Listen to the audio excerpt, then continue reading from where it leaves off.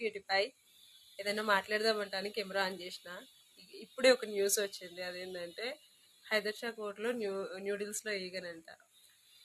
గిసోటి news చూసినప్పుడే చూసినట్టు ఇడిచిపెట్టాలనిపిస్తుంది. పాడై బయటకు పోయి ఫుడ్ తిందామంటే చాలు గిసోటి న్యూసే గుర్తొస్తుంది నాకైతే. తినబుద్ధి కూడా కాదు, ఆకలి అవుతుంటుంది ఒక దిక్కు. ఇట్లాంటిది ఎవరైనా ఎక్స్పీరియన్స్ చేసిరా ముందు? చాలాసార్లు చేసిన. ఇగో ఇసోటి న్యూసే గుర్తొస్తుంది నాకు, బయట పోయి ఫుడ్ తిందాం అనేసరికి.